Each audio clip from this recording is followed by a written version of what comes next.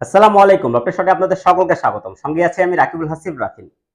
২০২৩ সালের বিশ্বকাপে ভরাডুবির পরে বোর্ড সভাপতি কিছু ইন্ডিভিজুয়াল ক্রিকেটারদের নিয়ে একটা মিটিং করেছিলেন এবং তাদের কাছ থেকে জানতে চেয়েছিলেন কিভাবে আমাদের দেশে ক্রিকেটটা আরো উন্নত করা যায়। কি করলে এখান থেকে উত্তোলন পাওয়া সম্ভব। ওইসব ক্রিকেটারদের মধ্যে মেহেদী হাসান মিরাজও ছিলেন। মেহেদী হাসান মিরাজ গণমাধ্যমকে জানিয়েছিলেন তার চাওয়াটা। তিনি বলেছিলেন, আমরা যদি ভালো উইকেটে ম্যাচ খেলতে পারি, আমরা যদি বড় স্কোর করতে পারি, ৩০০ বা ৩৫০ রান যদি করি এবং সেগুলো যদি টপকাতে পারি, তাহলে একটা বড় হ্যাবিট তৈরি হবে এবং সেটা ইন্টারন্যাশনাল ক্রিকেটে যে এটার সফলতা পাওয়া যাবে। বোর্ড সভাপতি হয়তোবা তাকে আশ্বস্ত করেছিলেন বাংলাদেশেও এ ধরনের উইকেটটা থাকবে, সেখানে ক্রিকেটাররা ভালো কিছু করবে। ২০২৩ সালে বিশ্বকাপের পরে আমরা কয়েকটি সিরিজ ইতিমধ্যেই খেলে ফেলেছি, কিন্তু আমাদের দেশে লিস্টে ক্রিকেটের সবচেয়ে বড় আসর যেটি হয় ঢাকা প্রিমিয়ার লিগ, সেই ঢাকা প্রিমিয়ার লিগ থেকে কিন্তু ক্রিকেটাররা উঠে আসে। সেখানে সবচেয়ে বড় প্রতিযোগিতামূলক লিস্টের টুর্নামেন্ট আমাদের দেশে হয়ে থাকে। এবছরে ঢাকা প্রিমিয়ার লিগের একটু পরিসংখ্যানটা আপনাদের সঙ্গে শেয়ার করতে চাই। ঈদের আগ পর্যন্ত ৯টি রাউন্ডের খেলা শেষ হয়ে গেছে, মানে প্রত্যেকটি দল ৯টি করে ম্যাচ খেলেছে। এখন পর্যন্ত এই ঢাকা প্রিমিয়ার লিগে ৫৪টি ম্যাচ অনুষ্ঠিত হয়েছে।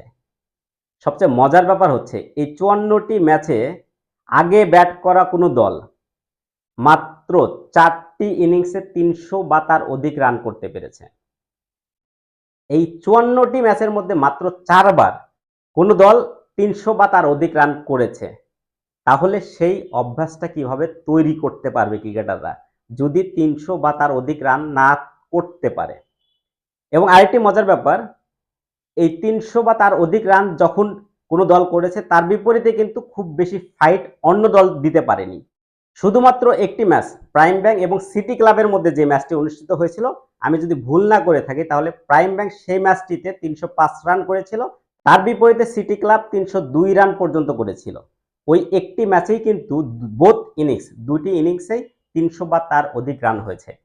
অন্য ম্যাচগুলোতে কিন্তু তেমন কোনো ভালো ফাইট দ্বিতীয় ইনিংসে নেমে সেই দল দিতে পারেনি।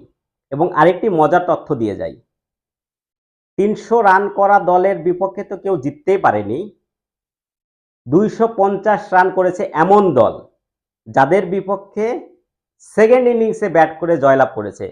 এই ম্যাচের সংখ্যা মাত্র ২টি। ২৫০ রান ডোমেস্টিক সার্কিটে যদি চেস করতে না পারে কোনো দল, কিভাবে ওই হ্যাবিটটা তৈরি হবে। ৫৪টি ম্যাচের মধ্যে মাত্র ২ বার ২৫০ রান করেছে, এর বিপরীতে সেকেন্ড ইনিংসে তারা চেস করেছে। এবং আরেকটি তথ্য দিয়ে রাখি, এখন পর্যন্ত এই ৫৪টি ম্যাচের মধ্যে আগে ব্যাট করা দল ৪টি ম্যাচে ১০০ রানও করতে পারেনি। এবং সবচেয়ে অবাক করার বিষয় হচ্ছে কোনো দল ৪০ রানেও অল আউট হয়েছে। সেই ম্যাচ মাত্র ১৮ ওভারেই শেষ হয়ে গেছে। ২ ইনিংস মিলে ১৮ ওভারে একটি ম্যাচ শেষ হয়ে যায়।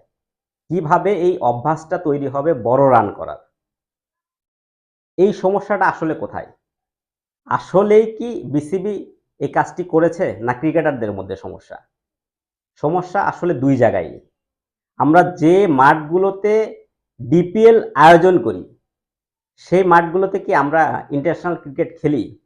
ডিপিএল অনুষ্ঠিত হয় যদি মিরপুরের ব্যস্ততা না থাকে তাহলে মিরপুরে হয়, আর বাকি দুটি ভেন্যু সাভারের দুটি মাঠ এবং ফতুল্লার উইকেটে। মিরপুর ছাড়া অন্য মাঠগুলোতে কিন্তু আমাদের এই ডিপিএল ছাড়া আমরা প্রতিযোগিতামূলক তেমন কোনো ক্রিকেট খেলি না। এবং আরেকটি বড় কারণ হচ্ছে দলগুলো ভারসাম্যপূর্ণ নয়। হাতে গোনা ৩টি বা ৪টি দল খুবই শক্তিশালী, যেমন আবাহনী, মোহামেডান, শেখ জামাল বা প্রাইম ব্যাংক, এরা বেশ শক্তিশালী দল গঠন করেছে। কিন্তু মুদ্রার অপর পিঠও কিন্তু রয়েছে Partex, city club, Rupganj Tigers, Gazi group cricket academy. এই দলগুলোর যে ক্রিকেটাররা রয়েছেন তারা যেমন অভিজ্ঞতাতেও অনেক পিছিয়ে এবং তাদের স্কিলেও কিন্তু বেশ দুর্বল ওই দলগুলোর ক্রিকেটারদের তুলনায়, যার ফলে এই প্রতিযোগিতামূলক ক্রিকেটটা কিন্তু আমরা উপহার দিতে পারছি না। সে ধরনের কন্টেস্ট কোনো ম্যাচেই কিন্তু আমরা দেখছি না, যার ফলে আমার কাছে মনে হয় আমরা দুই দিক থেকে পিছিয়ে রয়েছি। আমরা সেই ধরনের এনভায়রনমেন্টও দিতে পারিনি, আমরা সেই ধরনের উইকেটও যেমন দিতে পারছি না, সেই ধরনের স্কিলফুল ব্যাটসম্যান আমাদের যথেষ্ট ঘাটতি রয়েছে এবং দল গঠনের ক্ষেত্রেও সব দল সমানভাবে কাজ করছে না।